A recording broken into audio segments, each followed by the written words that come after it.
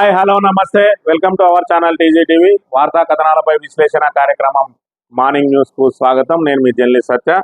నిన్నటి రోజున జరిగిన రాజకీయ పరిణామాలను కనుక పరిశీలించినట్లయితే మరి కొత్తగా అధికారం చేపట్టిన ప్రభుత్వం రేవంత్ రెడ్డి ప్రభుత్వం అభద్రతా భావంతో ఉన్నట్టుగా కనబడతా ఉన్నది.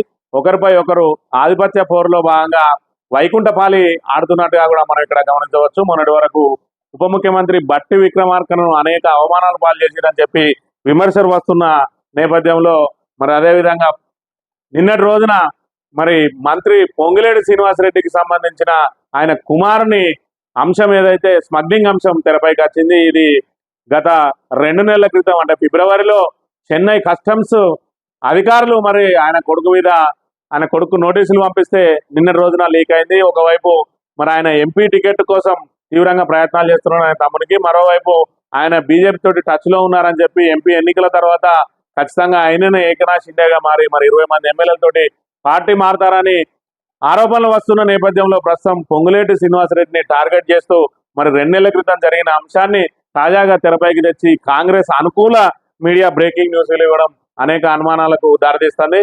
మరి రేవంత్ రెడ్డి పొంగులేటి శ్రీనివాసరెడ్డిని టార్గెట్ చేసిందా, లేదంటే మరో వర్గం ఎవరైనా పొంగులేటి శ్రీనివాసరెడ్డిని టార్గెట్ చేసి మరి మీడియాకు లీకులు ఇచ్చిందా? 2 నెలల నుంచి ఆయన ఈ అంశాన్ని బయటికి పొక్కకుండా జాగ్రత్త పడుతున్న నేపథ్యంలో మరి ఆయన కుమారునికి సంబంధించిన అంశం నిన్నంతా కూడా తెలుగు ఛానల్లో బ్రేకింగ్ న్యూస్ గా, అదేవిధంగా జాతీయ మీడియాలో కూడా బ్రేకింగ్ న్యూస్ గా వచ్చింది. మరోవైపు 100 కోట్ల స్మగ్లింగ్ జరిగినట్టు కూడా ఆరోపణలు వెలువడుతున్న నేపథ్యంలో ఒకవైపు పొంగులేటి శ్రీనివాసరెడ్డి మరి రాజకీయ భవిష్యత్తుపై నీడలు కమ్ముకుంటున్నాయి. మరోవైపు ఆయన బీజేపీలోకి వెళ్ళిన పక్షంలో ఖచ్చితంగా ఆయన ఈ కేసు నుంచి బయటపడడం కోసం, తన కొడుకును బయటపడేయడం కోసమే బీజేపీలోకి వెళ్ళినని చెప్పి ప్రచారం చేయడానికి కాంగ్రెస్ పార్టీ మన ముందస్తుగా ప్రణాళిక చేసిందా, లేదంటే పొంగులేటి శ్రీనివాసరెడ్డిని కట్టడి చేయడానికి ఈ విధంగా చేసిందా? ఇప్పటికే సీతక్కకు సంబంధించి మరి ఇసుక కుంభకోణంలో ఇరుక్కొని మరి ఆయన పిఏని అందులో నెట్టి ఆమె బయటపడి ఇప్పటికి కూడా మరి జాగ్రత్తగా ఉంటున్న వ్యవహారాన్ని మనం గమనించవచ్చు. ఏదైతే దూకుడుగా ఉన్న సీతక్కకు కళ్ళెం వేసిరు ఆల్రెడీ.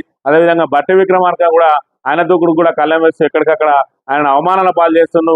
మొదట మరి యాదాద్రిలో ఆయనకు చిన్నపీట వేసి మరి రెడ్డి కులానికి చెందిన ముఖ్యమంత్రి మంత్రులందరూ కూడా కుర్చీలలో కూర్చొని ఆయన కింద కూర్చోబెట్టిన పరిస్థితిని మనం గమనించవచ్చు. అదేవిధంగా మొన్న తొక్కుగూడ సభలో కూడా ఆయన కాన్వాయ్ని మరి లోపలికి అనుమతి ఇవ్వకుండా సిపి ఆయన డ్రైవర్ మీద కూడా చేసుకున్న అంశాన్ని కూడా మరి ఆయన సీరియస్ గా తీసుకున్నట్టుగా తెలుస్తా ఉంది. ఒకవైపు బట్టి విక్రమార్కను ఆయన ప్రాభ తగ్గియడం కోసం, మరోవైపు పొంగులేటి శ్రీనివాసరెడ్డికి ఇప్పుడు చెక్ పడ్డ నేపథ్యంలో మరి ఇది ఖచ్చితంగా ఇంటి దొంగల పనే అని చెప్పి ఒకవైపు శ్రీనివాసరెడ్డి మరి మదన పడుతున్న పరిస్థితులలో ఇది రేవంత్ ద్వారా వచ్చిందా, మరి బట్టి విక్రమార్క ద్వారా వచ్చిందా, లేదంటే మరో వర్గం ప్రయత్నాలు చేస్తుందా? ఏది ఏమైనా కాంగ్రెస్ ప్రభుత్వంలోని పెద్దలే మరి వైకుంఠపాలి ఆడుతూ మరి ఏదైతే నిచ్చెనలెక్కి పైకెళ్ళిపోవాలని వెళ్తున్న క్రమంలో పాములకు వీళ్ళనే ఎరగా వేసి మరి కిందికి నెట్టే ప్రయత్నం చేస్తున్నారు అన్నది కూడా వేచి చూడాలి. ఇక వార్తలను పరిశీలించినట్టయితే తెలంగాణ పత్రికలో చేతగాని డైవర్షన్ పాలకుడు,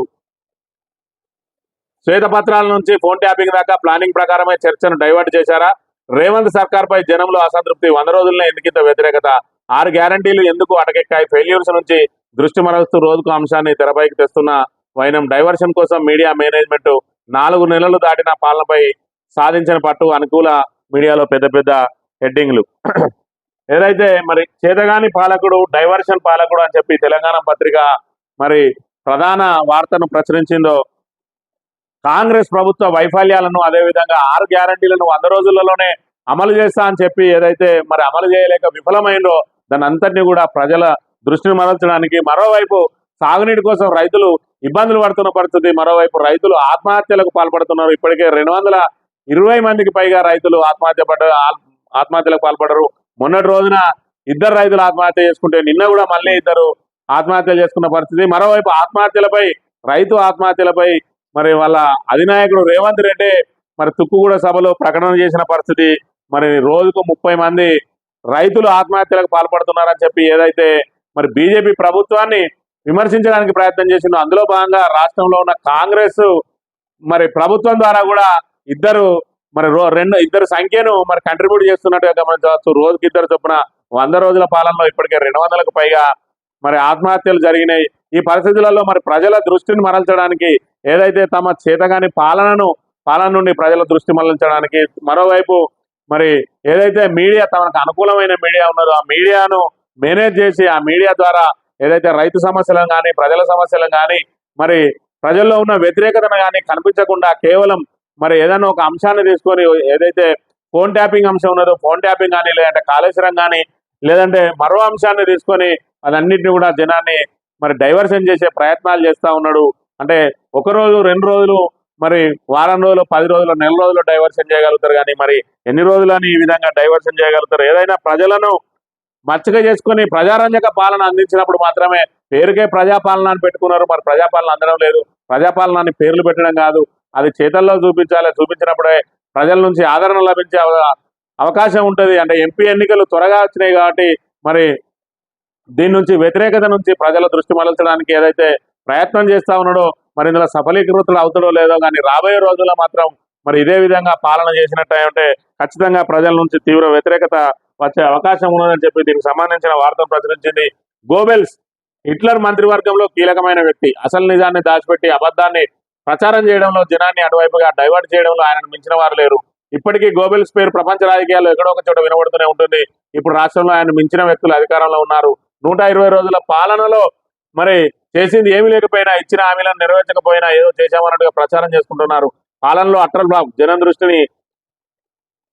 దృష్టి దానిపై పడకుండా డైవర్షన్ పాలిటిక్స్ చేస్తూ కులాసాగా కుర్చీపై కూర్చున్నారు. పాలన అంటే ఇదే అన్నట్టుగా వ్యవహరిస్తోంది రేవంత్ సర్కార్. జనంలో చర్చే జరగకుండా డైవర్షన్ స్కీమ్ అనే దాన్ని చక్కగా ఎగ్జిక్యూట్ చేస్తున్నారు. కాంగ్రెస్ ఇచ్చిన హామీలన్నీ రేవంత్ సర్కార్ గంగలో కలిపిన ఆ ఊసే లేకుండా చేయడానికి అనుకూల మీడియాలో రకరకాల కథనాలు వండి వాడుస్తున్నారు. ఎవరినైనా ఒక్కసారి మోసం చేయొచ్చు, 2 సార్లు మోసం చేయొచ్చు, కానీ ఎల్లకాలం మోసం చేయలేరు అనే విషయాన్ని రేవంత్ రెడ్డి అండ్ టీము మర్చిపోయినట్టుగా ఉన్నది. ఏదైతే మరి గోబెల్స్ ప్రచారం అని మనం నిత్యం అటువంటి వింటా ఉంటాం. ఏదైతే హిట్లర్ మంత్రివర్గంలో ఒక మంత్రి ఉండేవారు గోబెల్స్, మరి హిట్లర్ మీద ప్రపంచవ్యాప్తంగా కూడా ఆయన మీద ఆయన పాలనా విధానం మీద వ్యతిరేకత వచ్చినప్పుడల్లా మరి జనం దృష్టిని మరల్చడానికి గోబెల్స్ ఏదో ఒక అంశాన్ని తీసుకొని ప్రజల దృష్టి అంతా దాని వైపు మరల్చేవాడు. మరి అందులో భాగంగా ఈరోజు 100 రోజుల పాలనలో అట్టర్ల పైన కాంగ్రెస్ ప్రభుత్వం మీద నుంచి ప్రజల దృష్టిని మరల్చడానికి కూడా మరి గోబెల్స్ ప్రచారానికి మరి 2 పత్రికలను ఎంచుకున్నాడు, మీడియా రంగాన్ని ఎంచుకున్నాడు. ఆయన ఏదైతే ప్రజా సమస్యల మీద మరి పోరాడాల్సిన పత్రికలు, ప్రజా సమస్యలను వెలుగులోకి తీసుకురావాల్సిన పత్రికలన్నింటినీ కూడా మరి రేవంత్ రెడ్డి ప్రభుత్వాన్ని మరి పైకెత్తడంలో, గాల్లో దింపడంలో, అదే విధంగా ప్రజల దృష్టి మరల్చడానికి ఫోన్ ట్యాపింగ్ లాంటి అంశాలు, కాళేశ్వరం మీద విచారణ లాంటి అంశాలు, అదేవిధంగా కరెంటు మీద విచారణ లాంటి అంశాలను మరి తెర మీదకి తీసుకొచ్చి వీటన్నిటిని కూడా ప్రజల దృష్టిని మరల్చి ఒకవైపు సాగునీటి కోసం రైతులు ఇబ్బందులు పడుతున్నారు, మరి తాగునీటి కోసం జనం బిందెలు పట్టుకొని తిరుగుతా ఉన్నారు. దేన్ని కూడా మరి ప్రజలకు కనిపించకుండా డైవర్షన్ పాలిటిక్స్ చేస్తున్నారని చెప్పి ప్రధానంగా వార్తను ప్రచురించిన అంశాన్ని మనం ఇక్కడ గమనించవచ్చు. ఇక నిన్నటి రోజున ఏదైతే మరి ప్రవీణ్ కుమార్ కరీంనగర్ పార్లమెంటరీ సన్నాహక సమావేశంలో మరి ఆయన మాట్లాడిన మాటలు మనం గమనించవచ్చు. ప్రజాపాలన కాదు ప్రజాపీడన, రేవంత్ సర్కార్ పై ఆర్ఎస్పీ ఫైర్. కరీంనగర్ లో బీఆర్ఎస్ యుద్ధభేరీ సభ, అభివృద్ధికి అబద్ధాలకు మధ్య యుద్ధం. కరీంనగర్ లో వినోద్ గెలుపు పక్క అన్న ఆర్ఎస్పీ. సీఎం రేవంత్ రెడ్డి ప్రతీకార పాలన అని బీఆర్ఎస్ నేత ఆర్ఎస్ ప్రవీణ్ కుమార్ అన్నారు. ఆదివారం కరీంనగర్ యుద్ధభేరీ సభకు బోయినపల్లి వినోద్ కుమార్ ఎమ్మెల్యే గంగుల కమలాకర్ తో కలిసి ప్రవీణ్ కుమార్ హాజరయ్యారు. ఈ సందర్భంగా ఆయన మాట్లాడుతూ 10 ఏళ్ల అభివృద్ధి, 100 రోజుల అబద్ధాలకు మధ్యలో జరుగుతున్న యుద్ధం ఇది అన్నారు. కరీంనగర్ కథన కుతూహలం మే 13 వరకు కొనసాగాలని పిలుపునిచ్చారు. కారు గుర్తుపై ఓటేసే వరకు ఇదే జోష్ కొనసాగించాలని ఆయన కార్యకర్తలు ఉత్తేజం నింపారు. అదేవిధంగా ప్రజాపాలన కాదు ఇది ప్రజా పీడన అని చెప్పి ఆయన వ్యాఖ్యానించిన పరిస్థితులను మరి మనం గమనించవచ్చు.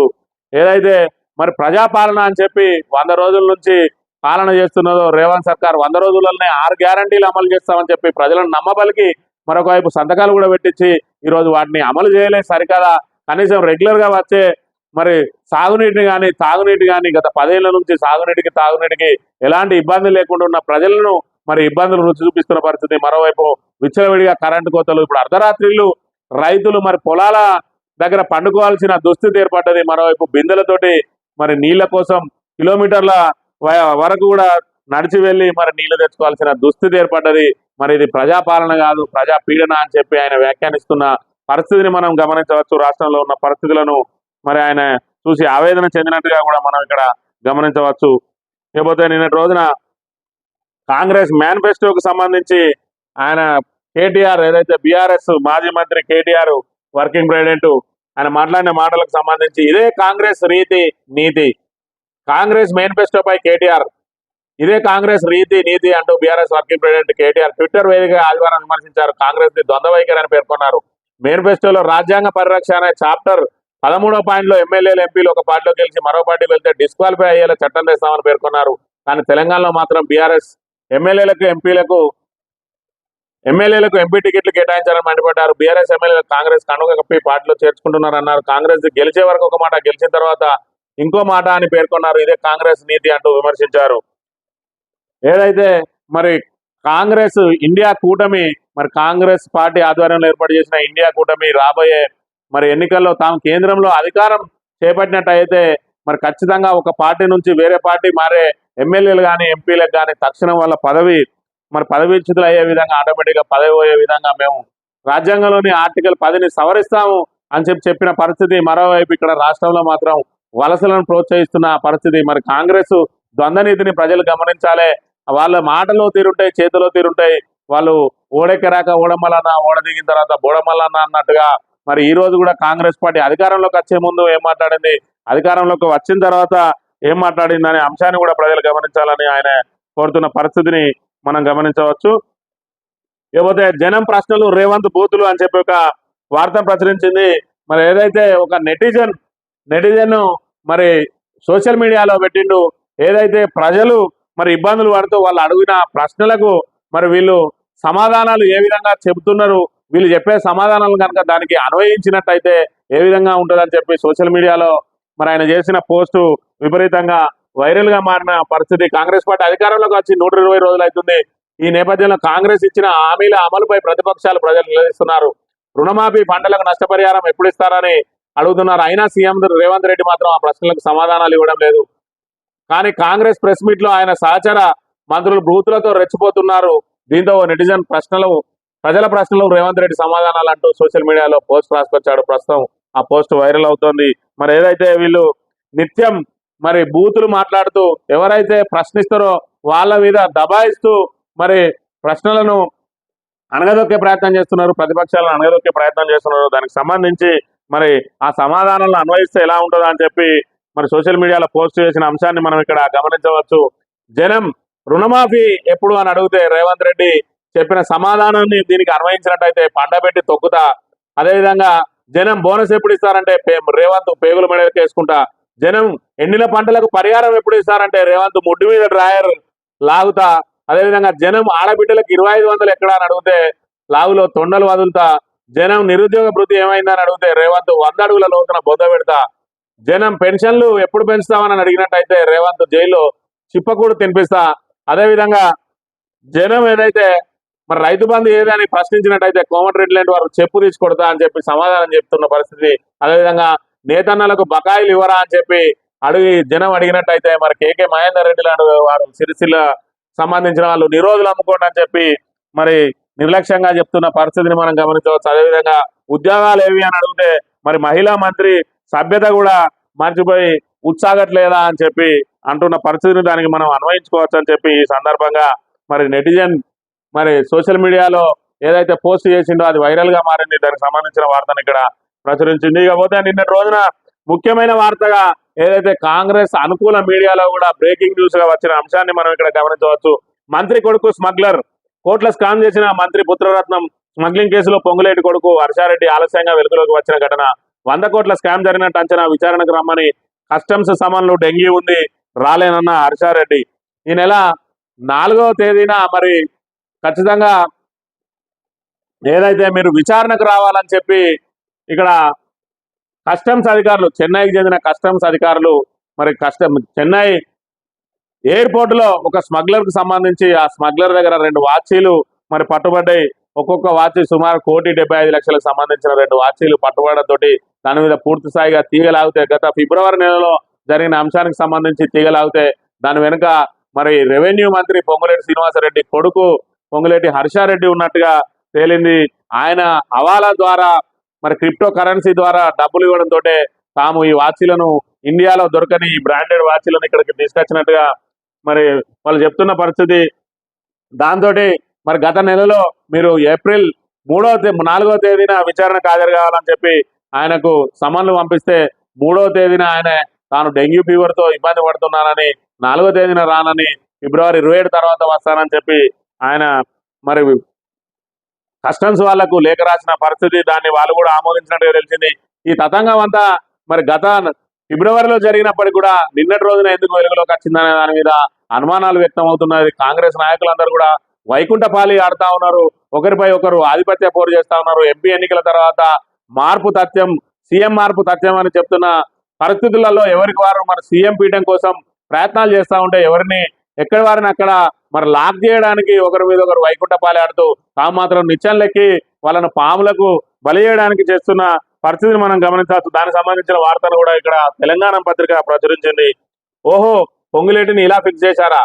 స్మగ్లింగ్ కేసులో మంత్రి పొంగులేటి కొడుకు అనుకూల మీడియాలో వరుస కథనాలు. ఫిబ్రవరి 5వ తేదీన చెన్నైలో కేసు నమోదు.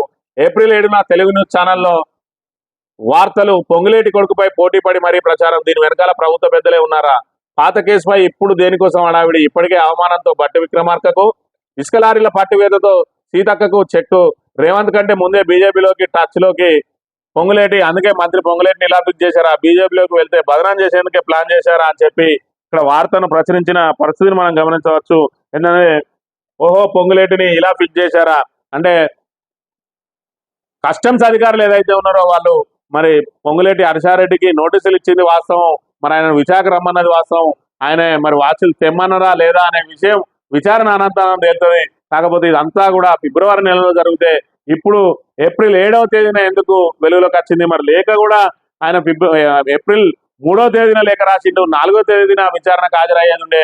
మరి 3వ తేదీన కానీ 4వ తేదీన కానీ బయటికి రాని అంశం నిన్నటి రోజున ఎందుకు బయటకు వచ్చింది అంటే పొంగులేటి శ్రీనివాసరెడ్డి ఖచ్చితంగా బీజేపీ తోటి టచ్ లో ఉన్నాడని చెప్పి మరి వీళ్ళు ఒక నిర్ణయానికి వచ్చిన తర్వాత ఆయనను ఫిక్స్ చేసిండ్రా, లేదంటే మరి ఇక్కడ బట్టి విక్రమార్క తన భార్య టికెట్ కోసం కూడా ఇక్కడ పొంగులేటి శ్రీనివాసరెడ్డి మోకాలాడుతున్న పరిస్థితితోటి మరి పొంగులేటి శ్రీనివాసరెడ్డిని పల్చన చేయడం కోసం మరి ఈ విషయాన్ని ప్రజల్లోకి తీసుకొచ్చిందా అంటే మీడియాకు లీకులు ఇచ్చిందా అనే అంశం మరి బయటికి రావాల్సినది. ఒకవైపు మరి ఈ అంశం అంతా కూడా మీడియాకు లీక్ అయిన సమయంలో పొంగులేటి శ్రీనివాసరెడ్డిను రేవంత్ రెడ్డి ఇద్దరు కూడా మరి భద్రాచలం ఎమ్మెల్యే తెల్లం వెంకటరావును జైన్ చేసుకునే ప్రక్రియలో ఇద్దరు కూడా ఒక వద్దనే ఉన్నట్టుగా కూడా మరి నిన్న రోజున ప్రజలందరూ కూడా చూసిరు. ఒకవైపు ఇటు తెల్లం వెంకటరావును మరి జైన్ చేసుకుంటున్న తరుణంలోనే మరి పొంగులేటి శ్రీనివాసరెడ్డి కొడుకు సంబంధించిన స్మగ్లింగ్ వార్తలు బయటకు వచ్చినాయి. మరోవైపు ఆ స్మగ్లింగ్ లో కూడా 100 కోట్ల స్మగ్లింగ్ జరిగినట్టుగా కూడా అంటా ఉన్నారు. ఇదంతా కూడా మరి పొంగులేటి శ్రీనివాసరెడ్డి మెడకు రేపు రాజకీయ భవిష్యత్తుకు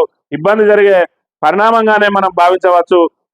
దీనిలో భాగంగా ప్రత్యర్థి నాయకులు ఏదైతే ప్రతిపక్ష నాయకులు విపక్ష నాయకులు మరి ఆయనను టార్గెట్ చేసి ఇది బయటకు తీసిన అంశం కాకుండా కేవలం సొంత పార్టీ వాళ్ళే ఇది బయటకు తీసినట్టుగా అనుమానాలు వ్యక్తం అవుతున్నాయి. అదేవిధంగా మరి ఒకవైపు రైతులు ఆత్మహత్యలు చేసుకున్న మరి తాగునీటి కోసం ప్రజలు ఇబ్బందులు పడుతున్నా ఏమాత్రం మరి మీడియాలో చిన్న కూడా బ్యానర్ ఐటమ్ మరి ఇవ్వని కాంగ్రెస్ పార్టీకి కాంగ్రెస్ ప్రభుత్వానికి వ్యతిరేకంగా వార్తలు రాయని మరి ఒక section of media Ponguleti Srinivasa Reddy కొడుకు దానికి సంబంధించి మాత్రం నిన్న బ్రేకింగ్ న్యూస్లు వేసి రాయడం వెనుక మరి ఖచ్చితంగా కాంగ్రెస్ పెద్దల హస్తం ఉన్నదని చెప్పి కూడా రాజకీయ విశ్లేషకులు భావిస్తున్న పరిస్థితిని మనం ఇక్కడ గమనించవచ్చు. కాకపోతే ఇక మరి ఏదైతే శ్రీనివాసరెడ్డి బీజేపీతో టచ్ లో ఉన్నాడు, బీజేపీలోకి చేరితే కాంగ్రెస్ పార్టీ మరి ఆయన కొడుకు కోసమే చేరింది అని ఆయనను బదనాం చేయడం కోసం ఈ ప్రయత్నం చేస్తున్నా అని కూడా ఒక వాదన వినబడుతున్న పరిస్థితిలో మరి రాబోయే రోజుల్లో ఏం జరుగుతుందో వేచి చూడాలి.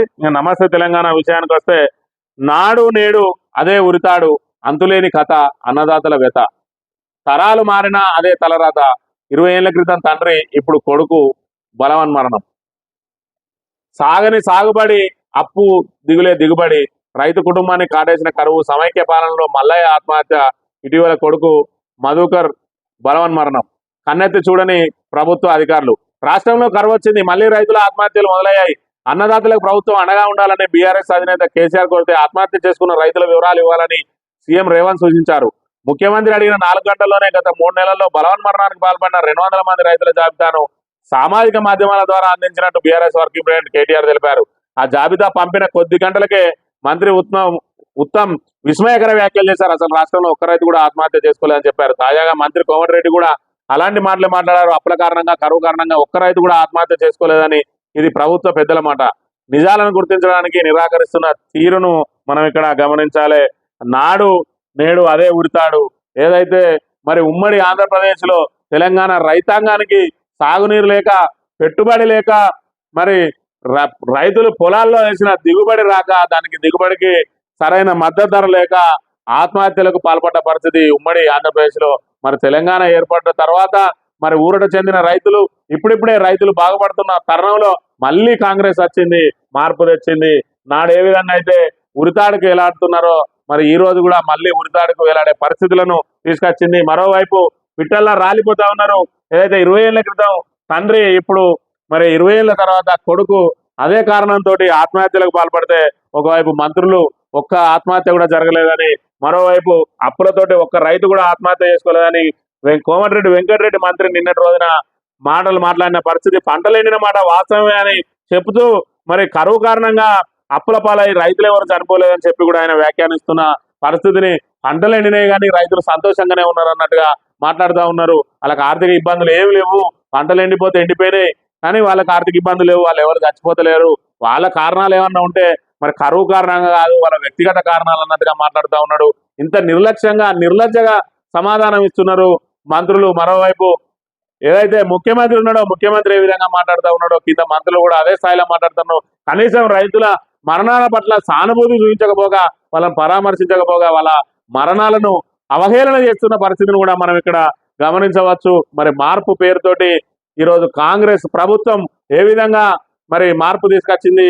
ఈరోజు సాగునీరుకి రైతులు ఇబ్బంది పడే పరిస్థితి, మరి తాగునీటికి ప్రజలు ఇబ్బంది పడే పరిస్థితి, ఒకవైపు బలవన్ మరణాలకు పాల్పడుతున్న పరిస్థితి. ఇప్పటికే 220 మంది వరకు సుమారు నిన్న 2 ఆత్మహత్య చేసుకున్నారు, మొన్న 2 ఆత్మహత్య చేసుకున్నారు. 120 రోజుల ఈ ప్రభుత్వ కాలంలో ఇప్పటికే 220 మంది పైగా రైతులు ఆత్మహత్య చేసుకున్న పరిస్థితిని మనం గమనించవచ్చు. మరోవైపు సాగుభారంతోనే చచ్చిపోయిండు. మాకు 2 ఎకరాల పొలం ఉంది, దానిపై ఇప్పటికి 5 లక్షల అప్పు ఉన్నది. 2 ఎకరాల్లో వరి పంట వేసినాం, నీళ్లు లేక పంట మొత్తం ఎండిపోయింది. ఉన్న ఒక్క బోర్లో నీళ్లు రావడం లేదు. 80,000 అప్పు తెచ్చి కొత్తగా బోర్ వేసిండు, దానిలో నీళ్లు కూడా పడలేదు. పంట చేతికి వస్తే కొంత ఉపశమనం దొరుకుతుందని అంటుండేవాడు. పంట ఎండిపోవడం, అప్పులు పెరిగిపోవడంతో ఆత్మహత్యకు పాల్పడ్డాడు. నాకు నా పిల్లలకు దిక్కేవరని ఆత్మహత్య చేసుకున్న రైతు భార్య శ్రీశైల అడుగుతున్న పరిస్థితిని మనం గమనించవచ్చు. మహబూబ్ నగర్ జిల్లా మదిమట్ల గ్రామం నుంచి ఏదైతే మరి ముఖ్యమంత్రి సొంత జిల్లాలో జరిగిన పరిస్థితిని మనం గమనించవచ్చు. మరి సిగ్గుండాలే మంత్రులకు కొంచెమన్నా. ఏదైతే రైతులు పిట్టల్లా రాలిపోతా ఉన్నారు, దానికి కారణం కేవలం వీళ్ళ ప్రభుత్వ విధానాలు, వీళ్ళ నిర్లక్ష్య విధానాలు, నీటి మేనేజ్మెంట్ చేయడంలో విఫలమైండ్రు. మరి రాజకీయాలకే పరిమితమైండ్రు. ఒకవైపు మరి ఐపీఎల్ క్రీడలు చూసుకుంటూ ఎంజాయ్ చేస్తా ఉన్నారు. రైతులు పిట్టల్లా రాలిపోతా ఉంటే కనీసం వాళ్ళను పరామర్శించడానికి కూడా టైం దొరకని మంత్రులు, ఇలాంటి దుష్ట మంత్రివర్గంతో ఈరోజు రైతులు కూడా పిట్టల్లా రాలిపోతున్న పరిస్థితిని మనం గమనించవచ్చు. మరోవైపు వాళ్ళ ఆత్మహత్యలను ఈ విధంగా చావులపైన కూడా రాజకీయం చేస్తున్న పరిస్థితిని మనం గమనించవచ్చు. మరోవైపు ఏదైతే మరి రైతు శ్రీశైలం ఆత్మహత్యకు అప్పు కారణం కాదని నిరూపించేందుకు కాంగ్రెస్ నేతలు విఫల యత్నం చేస్తున్నారని, చావుపైన రాజకీయం కూడా చేస్తున్నారనే అంశాన్ని మనం ఇక్కడ గమనించవచ్చు. ఏదైతే మరి రేవంత్ రెడ్డి సొంత జిల్లా నుంచి రైతు ఆత్మహత్య చేసుకున్నాడో దానికి మరి అప్పు కారణంగా కాదు, ఆయన వ్యక్తిగత కారణాలతో చేసుకోవాలని చెప్పి దాన్ని కలరింగించే ప్రయత్నం చేస్తా ఉన్నాడు రేవంత్ రెడ్డి. ఆయన మీద వడ్డ మరకను తొలగించుకునే ప్రయత్నం చేస్తా ఉన్నాడు. మరి రేవంత్ రెడ్డిని సొంత జిల్లాలో జరిగిన శ్రీశైలందే కాదు, మరక ఇక్కడ ఉన్న 220 మంది రైతుల ఆత్మహత్యలకు నువ్వు బాధ్యత వహించాలి. మరి ఈరోజు కేవలం నీ ప్రభుత్వ విధానాలతోటి ఈరోజు కాళేశ్వరాన్ని పూర్తిగా ఎండగట్టడంతో, ఏదైతే కాళేశ్వరం ప్రాజెక్టుల పిల్లర్లు ఉంగినాయో దాన్ని బూచిగా చూపెట్టి ఈరోజు గోదావరిలో నీళ్ళన్నీ కూడా సముద్రం పాలు చేయడంతో ఈరోజు రాష్ట్రంలో కరువు ఏర్పడ్డది. ఆ కరువుకు కారణం ఖచ్చితంగా కాంగ్రెస్ మంత్రివర్గమే, కాంగ్రెస్ ముఖ్యమంత్రి, అదేవిధంగా కాంగ్రెస్ ప్రభుత్వమే. కాంగ్రెస్ ప్రభుత్వంలో ఉన్న పెద్దలందరినీ కూడా ఖచ్చితంగా క్రిమినల్ కేసులు నమోదు చేయాలి, వాళ్ళ మీద విచారణ చేయాలి. దీని మీద కూడా ఖచ్చితంగా కాంగ్రెస్ తెచ్చిన కరువే కాబట్టి దీని మీద కూడా మరి కేంద్ర ప్రభుత్వం జోక్యం చేసుకొని దీని మీద విచారణ జరిపించాలని చెప్పి కూడా డిమాండ్ చేస్తా ఉన్నాం.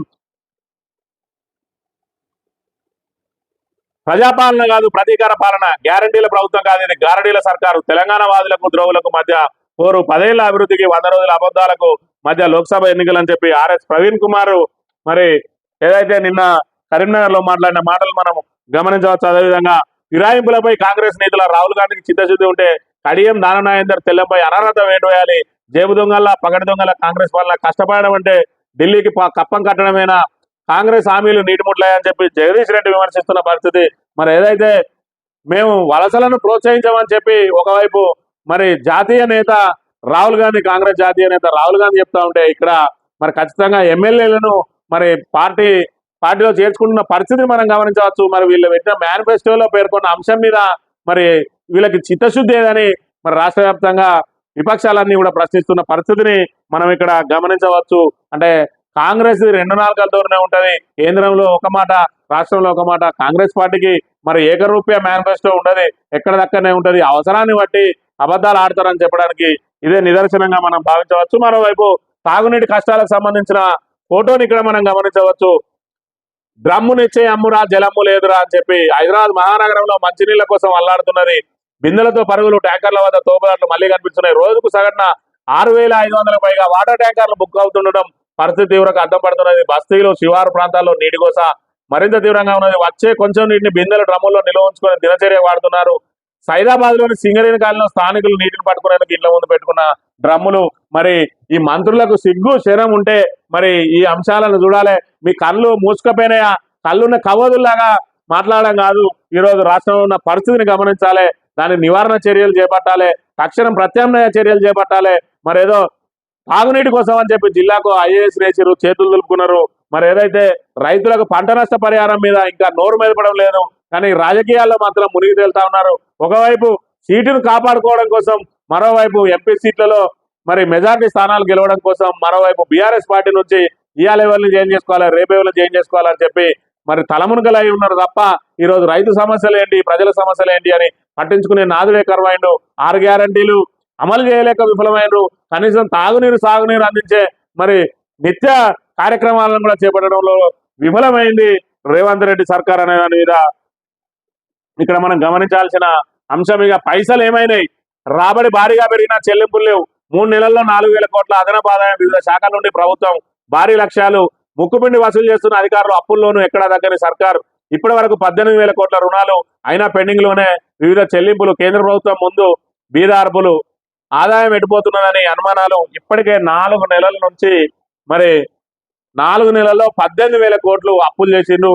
అదేవిధంగా 7,500 కోట్ల రూపాయలు మరి బీఆర్ఎస్ ప్రభుత్వం దిగిపోయే ముందు రైతు బంధు కోసం మరి ఖజానాలో నిల్వ చేసిపోయింది. దాంతోపాటు 4 నెలల నుంచి రెగ్యులర్ గా వచ్చే ఆదాయము, దానికి తోడు అదనంగా 4,000 కోట్లు అదనపు ఆదాయం వచ్చింది. మరి నెలకి ఏదైతే 10 నుంచి 15,000 కోట్ల ఆదాయం వస్తుందో దానికి తోడు మరి అదనంగా మరో 3-4 కోట్ల ఆదాయం అదనంగా వచ్చిందని చెప్తున్నది. 4,000 కోట్లు అంటే ఇప్పటి వరకు దగ్గర 1,00,000 కోట్ల రూపాయలను మరి ఏ విధంగా ఖర్చు చేసిండు?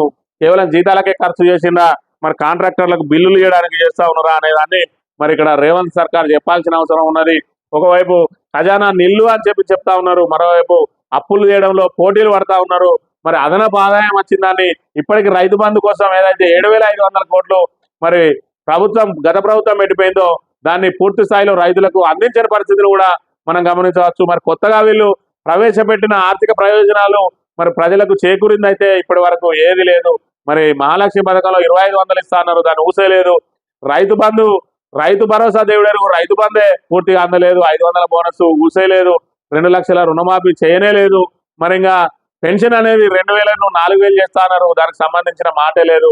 మరి ఎక్కడ కూడా ఆదాయం మీద ఏదైతే ప్రభుత్వం మీద అదనంగా భారం పడ్డ పరిస్థితి లేదు. మరి ఇలాంటి పరిస్థితులలో వచ్చిన ఆదాయాన్ని అంతా మరి కాంట్రాక్టర్ల పాలు చేస్తా ఉన్నారా, ఏం చేస్తున్నారా అనేది మరి చెప్పడం లేదు. ఇది ఈరోజు ప్రభుత్వం చేస్తున్న పరిస్థితి.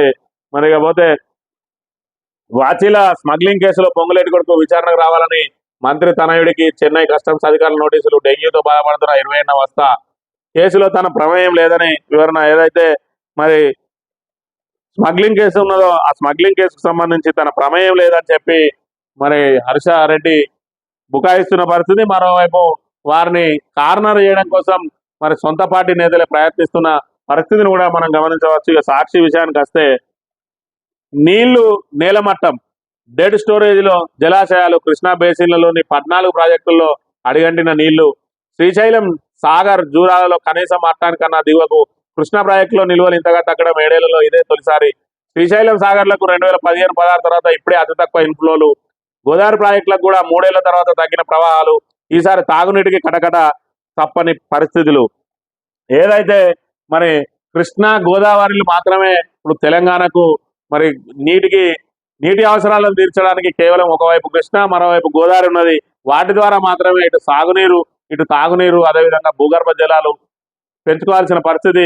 ఈ తరుణంలో ఖచ్చితంగా మరి గోదావరిలో నీళ్లను ఒడిసి పట్టుకోవాలంటే మనకు గోదావరి మీద కొత్తగా ఏదైతే గత ప్రభుత్వం మరి ఎల్లంపల్లి ప్రాజెక్టును కాంగ్రెస్ ప్రభుత్వంలో ప్రారంభించిన ప్రాజెక్టు పూర్తి అసంపూర్తిగా ఉంటే దాన్ని గత ప్రభుత్వం పూర్తి చేసి ఎల్లంపల్లిని మరి చేసినప్పటికీ దాని ద్వారా పూర్తి స్థాయిలో మరి నీటి అవసరాలు తీరాయని చెప్పి ఏదైతే 9 దగ్గర ప్రాణహిత చేవెళ్ల ప్రాజెక్టు కడతా అని ప్రభుత్వం ఆంధ్రప్రదేశ్లో ఉమ్మడి ఆంధ్రప్రదేశ్లో కాంగ్రెస్ ప్రభుత్వం మరి ప్రారంభిస్తా అని చెప్పి దాన్ని నిర్లక్ష్యంగా వదిలేసిదో 9 దగ్గర నీటి నిల్వలు ఉన్నాయి.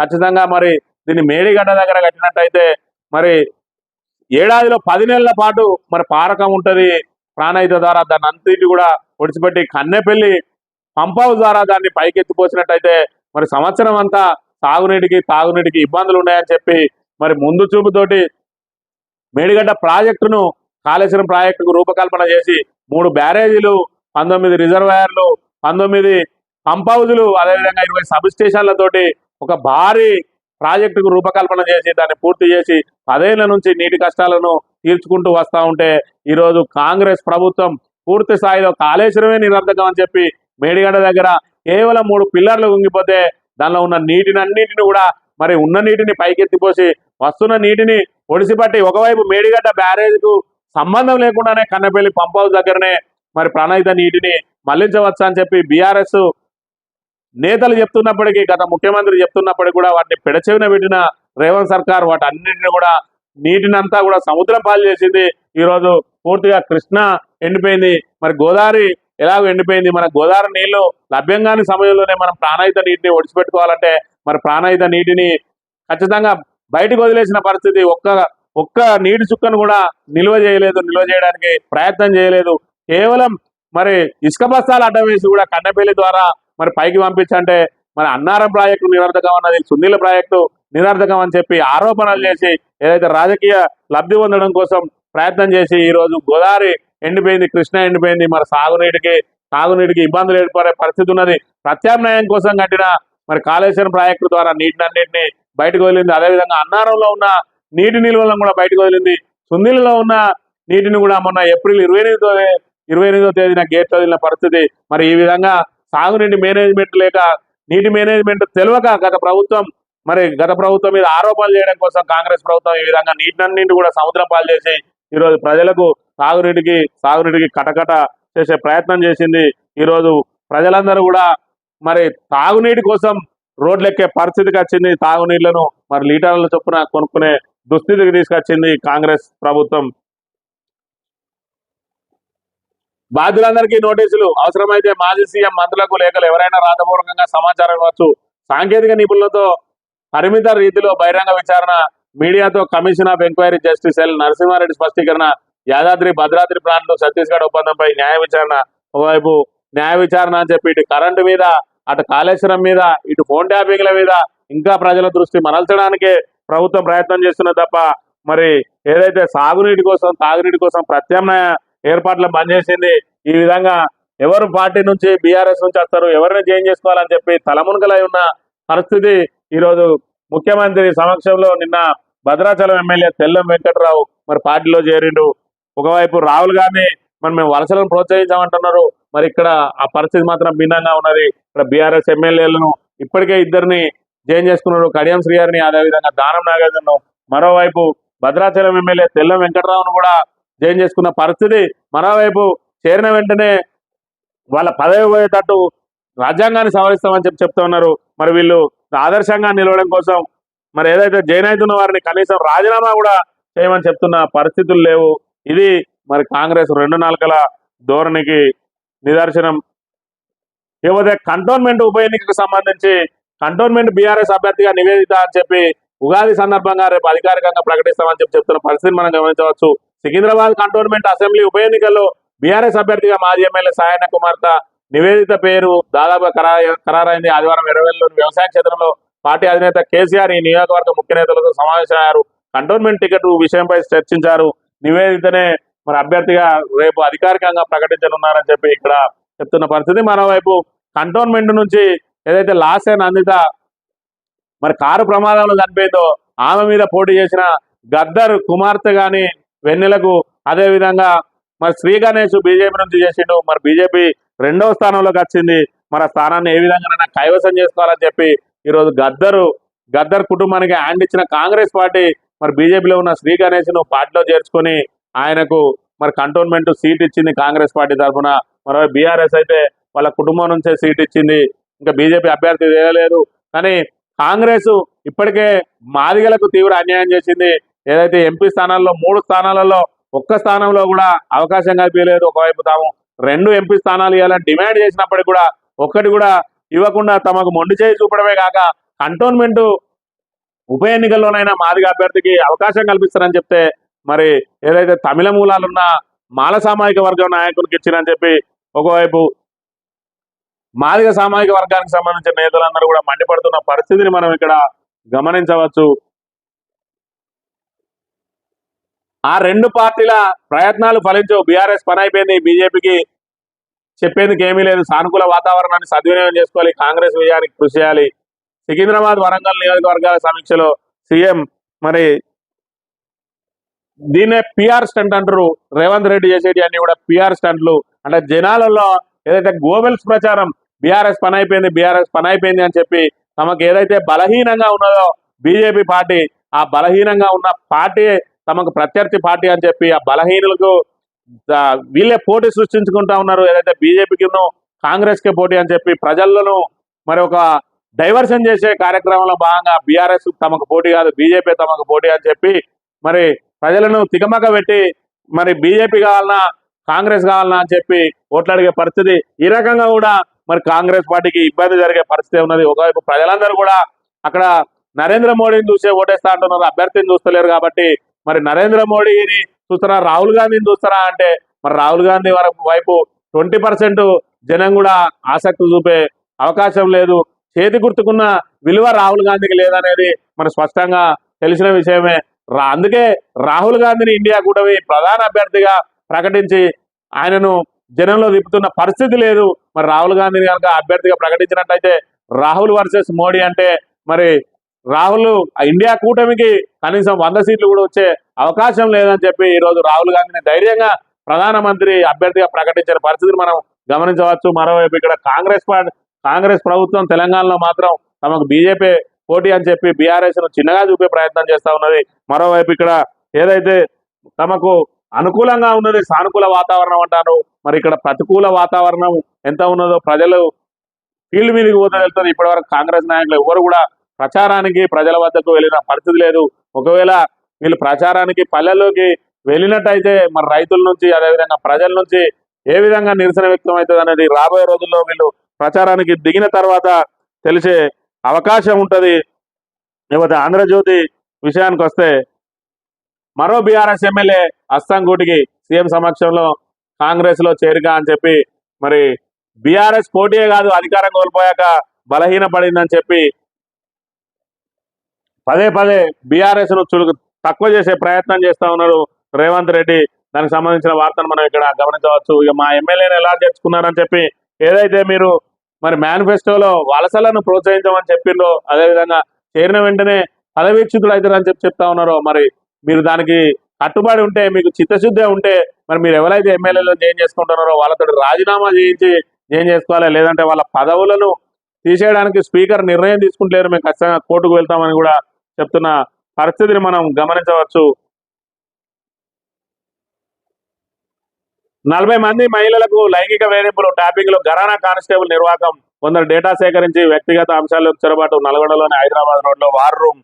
మరి ఏదైతే ఆంధ్రజ్యోతి పత్రిక నెత్తికెత్తుకున్నదో ట్యాపింగ్ అంశం, దీన్ని ఖచ్చితంగా మరి ఎంపీ ఎన్నికలు ముగిసే వరకు కూడా రోజుకొక అంశాన్ని మరి ప్రచురించడానికి ఆంధ్రజ్యోతి మరి కాంట్రాక్ట్ తీసుకున్నట్టుగా కూడా మనం ఇక్కడ గమనించవచ్చు. ఖచ్చితంగా మరి ట్యాపింగ్ అంశం అనేది ప్రజల్లో నానడానికి ఏదైతే డైవర్షన్ పాలిటిక్స్ లో భాగంగా ప్రజల సమస్యలు ఏవైతే ఉన్నాయో మరి ఈరోజు ట్యాపింగ్ అనేది ఒక పెద్ద నేరము మరి లేకపోతే పెద్ద అంశమే కావచ్చు. కానీ ఈరోజు అంతకంటే పెద్దగా ప్రజలు ఏదైతే తాగునీటి కోసం, రైతులు సాగునీటి కోసం ఇబ్బందులు పడుతున్నారో అవన్నింటినీ కూడా ప్రభుత్వం దృష్టికి తీసుకొచ్చి ఎక్కడికక్కడ ప్రభుత్వం మీద ఒత్తిడికి తీసుకురావాల్సిన పత్రికలు ఈరోజు తాబేదారులుగా మారి మరి ఏదైతే ప్రభుత్వానికి లబ్ధి జరుగుతుందో ఆ అంశాలను ప్రచురించి ఈరోజు ప్రజలను మరి సమస్యల నుంచి పక్కదారి పట్టించి ఈరోజు ప్రభుత్వానికి సానుకూలంగా ఉండే విధంగా వాళ్ళ మైండ్ సెట్ మార్చే విధంగా ఈరోజు ఇదే ట్యాపింగ్ అంశాన్ని ప్రతిరోజు రోజుకొక కొత్త కథనాన్ని వండి వారుస్తున్న విషయాన్ని మనం ఇక్కడ గమనించవచ్చు. అందులో భాగంగా ఈటెల రాజేందర్ కూడా ట్యాపింగ్ కు తొలి బాధితుడిని నేనే అని చెప్తున్న పరిస్థితిని కూడా మనం గమనించవచ్చు. విచారణకు ఎవరినైనా పిలుస్తాం, ప్రజాప్రతినిధులను ప్రశ్నిస్తాం, పరిజ్ఞానం ఉన్నవారు సమాచారం ఇవ్వచ్చు, ప్రభుత్వానికి 100 రోజుల్లో నివేదిక ఇస్తామని చెప్పి ఏదైతే విద్యుత్ మీద మనం వేసిన కమిషన్ కు సంబంధించి కమిషన్ చైర్మన్ చెప్తున్న పరిస్థితిని మనం ఇక్కడ గమనించవచ్చు. ఇక బీజేపీ గెలుపును ఎవరు అడ్డుకోలేరు, కాంగ్రెస్ బీఆర్ఎస్ కు గుణపాఠం తప్పదు, దేశాభివృద్ధి భద్రత ధర్మ పరిరక్షణ కోసం మరోసారి మోదీని గెలిపించాలని చెప్తున్న పరిస్థితిని గమనించవచ్చు. మరి కిషన్ రెడ్డికి సంబంధించి సికింద్రాబాద్ నియోజకవర్గానికి ఎంపీ పార్లమెంట్ నియోజకవర్గానికి కానీ లేదంటే కేంద్ర మంత్రిగా తాను రాష్ట్రానికి ఏం చేసినా అని చెప్పుకునే పరిస్థితి లేదు. ఇప్పటికి కూడా వీళ్ళు ఖచ్చితంగా 3వ సారి కూడా మోడీని చూపించే ఓట్లు అడిగే పరిస్థితి ఉన్నది. దేశం కోసం ధర్మం కోసం అని ఓట్లాడుకుంటున్నారు తప్ప మేము ఈ 10 ఏళ్లలో సాధించిన అభివృద్ధికి ఇది అని చెప్పుకునే పరిస్థితి లేదు. ఏదైతే ప్రత్యామ్నాయంగా కాంగ్రెస్ పార్టీ అక్కడ డిలా పడ్డదో గతంలో 52 సీట్లకే పరిమితమైంది దేశవ్యాప్తంగా, ఈరోజు 50 సీట్లు కూడా వచ్చే పరిస్థితి లేదు. కాబట్టి ఖచ్చితంగా బీజేపీకి సానుకూల పవనాలు వీస్తున్న పరిస్థితి. ఆ సానుకూల పవనాలతోటే మరోసారి గట్టెక్కుతామని చూస్తా ఉన్నారు తప్ప మేము రాష్ట్రానికి చేసినామని చెప్పుకునే పరిస్థితి మాత్రం ఇక ఒకవైపు కిషన్ రెడ్డి కానీ మరోవైపుకు బండి సంజయ్ కానీ లేని పరిస్థితి. అదేవిధంగా ధర్మపురి అరవింద్ ఏదైతే తాను పసుపు బోర్డు తీసుకొస్తా అని ఏకైక అంశంతో మరి ఎంపీగా అయిండో, మరి వాళ్ళ ప్రభుత్వం ఉండగా కూడా పసుపు బోర్డును తీసుకురాలని దుస్థితి, వారం రోజులలో తీసుకొస్తా అని బాండ్ పేపర్ రాసిచ్చిన పరిస్థితి. కేవలం పసుపు బోర్డు తీసుకురాని మరి ఈ నిస్సహాయ నాయకులు ఈరోజు రాష్ట్రాన్ని ఏ విధంగా అభివృద్ధి చేస్తారనే విషయాన్ని కూడా ప్రజలు గమనిస్తా ఉన్నారు. అయినప్పటికీ కూడా మోడీ చరిష్మాతోటే బయటపడతామనే ధీమాతోటి ఉన్నారు బీజేపీ నాయకులు. తెలంగాణలో బీజేపీ నెంబర్ 1 లేదా నెంబర్ 2, ఆంధ్రప్రదేశ్లో జగన్ మళ్ళీ గెలవడం కష్టమే. ఈసారి బీజేపీకి 300 పైగా సీట్లు వస్తాయి, కానీ 370 సీట్లు లక్ష్యం సాధించకపోవచ్చు. విపక్షాలు పోరాడాల్సింది ఉత్తరప్రదేశ్, మధ్యప్రదేశ్, బీహార్ వంటి ఇన్ని రాష్ట్రాల్లో. కాంగ్రెస్ పర్యటనలేమో మేఘాలయ, మణిపూర్లో. ఇలా అయితే ఎలా గెలుస్తారు? అనుకున్న ఫలితాలను సాధించలేకపోతే రాహుల్ గాంధీ తప్పుకోవాల్సిందే. పీటీఐ ఇంటర్వ్యూలో ప్రశాంత్ కిషోర్. తెలంగాణలో బీజేపీ నెంబర్ 1 లేదా నెంబర్ 2, ఆంధ్రప్రదేశ్లో జగన్ మళ్ళీ గెలవడం కష్టమే అని చెప్పి ఏదైతే మరి ఎన్నికల వ్యూహకర్త ఉన్నాడో మరి ప్రశాంత్ కిషోర్ ఈయన బీజేపీకి మరి సానుకూలంగా మారిన పరిస్థితులను మనం ఇక్కడ గమనించవచ్చు. అదేవిధంగా రాహుల్ గాంధీ అనే వ్యక్తి ఆయన చరిష్మా పూర్తిగా పడిపోయింది. ఇక ఆయన రాజకీయాల నుంచి తప్పకుండానే మంచిది, వేరే వాళ్ళకి అవకాశం కల్పించాలని చెప్పి కూడా చెప్తున్న పరిస్థితిని మనం ఇక్కడ గమనించవచ్చు. రాబోయే రోజులలో మరి బీజేపీకి చెప్పిన 370 రాకుండా 300 పైగా సీట్లు వస్తాయని చెప్పి మరి రాబోయేది బీజేపీ ప్రభుత్వం అని చెప్తూనే రాహుల్ గాంధీని నమ్మి ప్రజలు ఓట్లేసే పరిస్థితి లేదు. ఆయన ఏదైతే సోనియా గాంధీ మన్మోహన్ సింగ్ ను తీసుకొచ్చి ముందర పెట్టి రాజకీయం చేసిందో, ఈరోజు రాహుల్ గాంధీ కూడా ప్రధానమంత్రి అభ్యర్థిగా కాంగ్రెస్ నుంచి వేరొక అభ్యర్థిని ముందర పెట్టి రాజకీయం చేస్తే తప్ప కాంగ్రెస్ గాడిలో పడదని చెప్తున్న పరిస్థితిని మనం గమనించవచ్చు. ఇక గ్యారంటీలపై విస్తృత ప్రచారం చేయాలి, జాతీయ మేనిఫెస్టో అంశాలు ప్రజలకు చెప్పండి, పార్టీ నేతలకు సీఎం రేవంత్ రెడ్డి నిర్దేశం. సికింద్రాబాద్, వరంగల్ లోక్సభ నియోజకవర్గాలపై సమీక్ష. రాష్ట్రంలో కాంగ్రెస్ ప్రభుత్వం ఏర్పడినప్పటి నుంచి గ్యారంటీల హామీలు అమలు చేస్తున్న సమాచారాన్ని ప్రజలకు విస్తృతంగా తీసుకెళ్లాలని పిసిసి అధ్యక్షులు సీఎం రేవంత్ రెడ్డి నాయకులకు సూచించారు. ఏదైతే గ్యారంటీల మీద విస్తృత ప్రచారం చేయండి అని చెప్పి ఆయన చెప్తున్న పరిస్థితిని మనం గమనించవచ్చు. మనం తెలంగాణలో మరి ఏదైతే 6 గ్యారంటీలు ఇచ్చినామో దానిలో ఇప్పటి వరకు అమలు చేసిన ఏవైతే ఉన్నాయో ఉచిత బస్సు, అదేవిధంగా గ్యాస్ సిలిండరు, వాటిని ప్రజల్లోకి విస్తృతంగా చేసి మరి మీరు గోబెల్స్ ప్రచారం చేయండి. మనం 6 గ్యారంటీలు ఏదైతే విఫలమైనవో ఆ విఫలమైన అంశాల నుంచి ప్రజలను తప్పుదో పట్టించి మనం అమలు చేసిన 2-3 ప్రజలకు పదే చెప్పి వాళ్ళ దృష్టిని మరల్చి మరి కాంగ్రెస్ 5 న్యాయ 25 గ్యారంటీ పేరుతోటి ఇంకా 25 గ్యారంటీలు ఇస్తానే, మరి మహిళలకు ₹1,00,000 ఇస్తారని చెప్పి మరోసారి మభ్యపెట్టండి అన్నట్టుగా ఉన్నది ఈయన వ్యాఖ్యలు చూస్తే. ఒకవైపు బీఆర్ఎస్ ఎమ్మెల్యేలను చేసుకుంటూ మరోవైపు గోబెల్స్ ప్రచారాలు చేస్తూ మరి ఏదైతే 6 గ్యారంటీలు 100 రోజుల్లో అమలు చేస్తామని చేయలేకపోయినో అయినా కూడా నిస్సిగ్గుగా ఇంకా మేము పూర్తి స్థాయిలో మరి ప్రజలకు అన్నీ చేసినామని చెప్పుకోనని చెప్పి కార్యకర్తలను ఉత్తేజపరచడానికి ప్రయత్నం చేస్తా ఉన్నారు. మొన్న ఏదైతే తుక్కుగూడ సభలో మరి కాంగ్రెస్ కార్యకర్తలందరూ కూడా నిరాసక్తంగా ఉన్నారు. 10 లక్షల మందికి పైగా వస్తారని ఊహించిన సభకు 1,00,000 మందికి మించలేరు. అయినా కూడా వీళ్ళు ముందే ఊహించి అందులో కుర్చీలేసి కూర్చోబెట్టిన పరిస్థితి.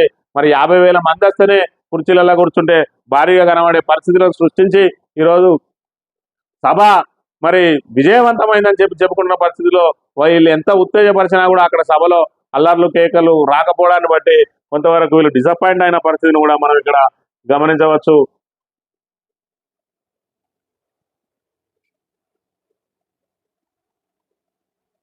ఏపీ సీఎం జగన్ అనుచిత వ్యాఖ్యలపై ఈసీ ఆగ్రహం.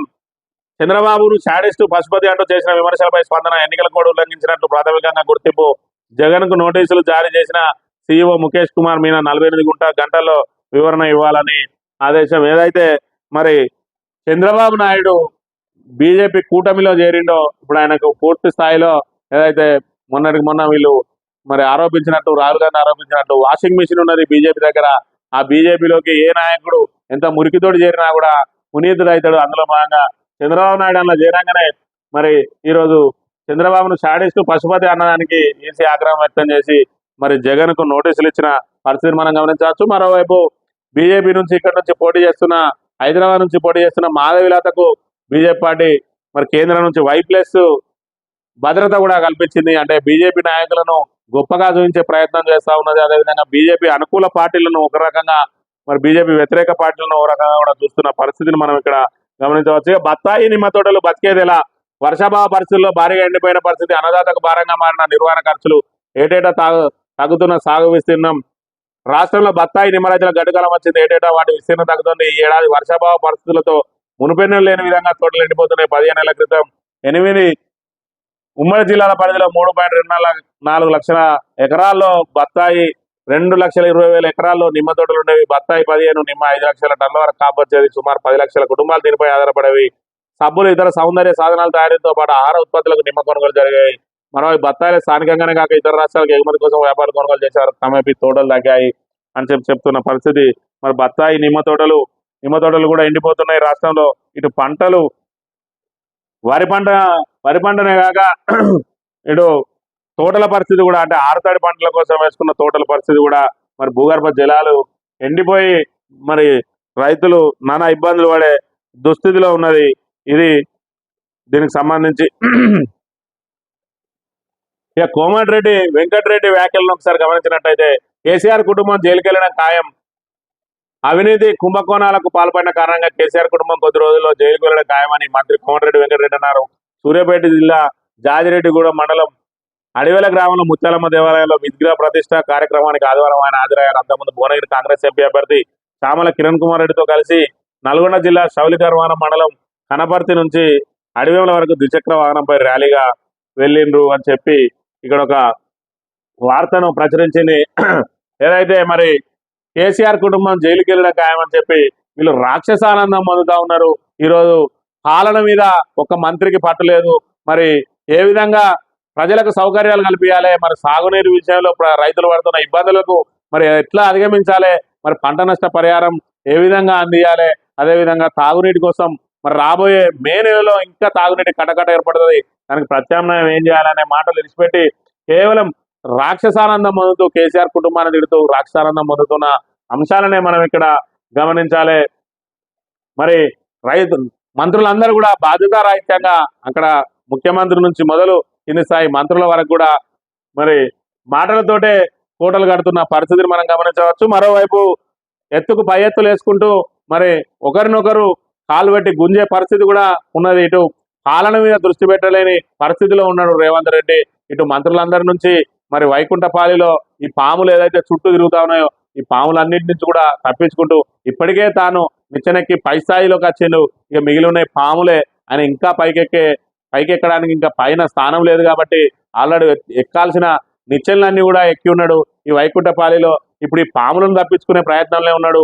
అందులో ప్రధానంగా మరి అటు ఖమ్మం జిల్లా నుంచి అదేవిధంగా నల్గొండ జిల్లా నుంచే 2 పెద్ద పాములు ఎదురు చూస్తా ఉన్నాయి రేవంత్ రెడ్డిని కాటేయడానికి. మరి అందులో భాగంగా ఏదైతే మరి పొంగులేటి శ్రీనివాసరెడ్డి కుమారుడు ఈరోజు కస్టమ్స్ దాని నుంచి మరి ఆ స్మగ్లింగ్ కేసులో ఇరుక్కున్నాడో మరి ఒక పామును నిలువరించినట్టుగానే మనం భావించవచ్చు. మరోవైపు కోమటిరెడ్డి వెంకటరెడ్డి బ్రదర్స్ నుంచి కూడా తప్పించుకోవడానికి రేవంత్ రెడ్డి మరి ఇప్పటికే మరి భువనగిరి అభ్యర్థిగా చామల కిరణ్ కుమార్ రెడ్డిని పెట్టి వీళ్ళ ఆధిపత్యానికి చెక్ పెట్టినట్టుగా కూడా భావించవచ్చు. మరి వీళ్ళు పూర్తి స్థాయిలో చామల కిరణ్ కుమార్ రెడ్డి గెలుపుకు ప్రయత్నం చేస్తారా, లేదంటే మరి రేవంత్ రెడ్డికి చెక్ పెట్టడానికి ముందుగా చామల కిరణ్ కుమార్ రెడ్డిని అక్కడ నిలువరించే ప్రయత్నం చేస్తారా కూడా చూడాలి. ఏది ఏమైనా కూడా మరి కాంగ్రెస్ ప్రభుత్వం ఆరోపణలతోటే వెల్లడిస్తా ఉన్నది. ఇంకా గత ప్రభుత్వం మీద నిందలేసుకుంటూ వెళ్తా ఉన్నది. ఇటు సాగునీరుకు తాగునీరుకు ప్రత్యామ్నాయ ఏర్పాట్ల మీద దృష్టి సారిస్తలేదు, రైతు సమస్యలను పట్టించుకుంటలేదు, ఆత్మహత్యల మీద స్పందించడం లేదు, వారికి నష్టపరిహారం అదేవిధంగా పరిహారం ఇస్తా అని చెప్పి ఏ విధంగా ప్రకటనలు చేయడం లేదు, మరి రైతులను ఓదార్చే ప్రయత్నాలు చేయడం లేదు. తాగునీటికి కటకట ఏర్పడతా ఉంటే ఇప్పటికి కూడా ప్రత్యామ్నాయ ఏర్పాట్లలో ఇంకా లేదు, ఇంకా రాజకీయం మీదే దృష్టి పెట్టినా ఉన్నది. ఇప్పటికీ మే 13న మరి పార్లమెంట్ ఎన్నికలు ఉన్నాయి కాబట్టి మే 13 వరకు కూడా వీళ్ళు రాజకీయమే చేసుకుంటూ పోతే ప్రజలందరూ కూడా తాగునీటికి ఇబ్బందులు పడే పరిస్థితి ఉన్నది. ఇప్పటి వరకు మరి ఫీల్డ్ మీదకి వెళ్ళలేదు. ఒకవైపు మరి ఏదైతే ఈ పంటలు ఎండిపోయిన టైలెండ్ ప్రాంతాలకు కనుక ప్రచారానికి వస్తే రైతులు ఏ విధంగా తిరగబడతారనే విషయం కూడా రాబోయే రోజులలో కాంగ్రెస్ నాయకులు తెలుస్తుంది. ఇప్పటికైనా రేవంత్ రెడ్డి ప్రభుత్వం పూర్తి స్థాయిలో రాజకీయాల మీదే దృష్టి పెట్టడం మానుకొని ప్రజా సమస్యల మీద కూడా దృష్టి పెట్టాలి. అదేవిధంగా రైతులకు తక్షణం వాళ్లకు మరి ఊరట కలిగించే విధంగా మిగిలిన పంటలకు సాగునీరు అందించి మరి ఏదైతే పంటలు నష్టపోయినాయో వాటిని లెక్కించే ప్రయత్నం చేయాలి, సర్వే చేయించి వాళ్ళకు నష్టపరిహారం ప్రకటించి ఆదుకుంటామనే భరోసా కల్పించాలి. అదేవిధంగా 500 రూపాయల బోనస్ మీద కూడా ఖచ్చితంగా ప్రకటన చేయాలి, రుణమాఫీ మీద కూడా ఖచ్చితంగా నిర్ణయం తీసుకోవాలి. ఇవన్నిటిని కూడా మరి ఇలాగే విస్మరిస్తే ఖచ్చితంగా రాబోయే పార్లమెంట్ ఎన్నికల్లో కాంగ్రెస్ ను బొందబెట్టడం ఖాయమని చెప్పి ప్రజలందరూ కూడా కంకణం కట్టుకొని ఉన్నారు. ఈ విషయాన్ని గమనించాలని చెప్పి కోరుతూ ఇది ఈరోజు మార్నింగ్ న్యూస్. తిరిగి రేపు కలుద్దాం. Thank you very much.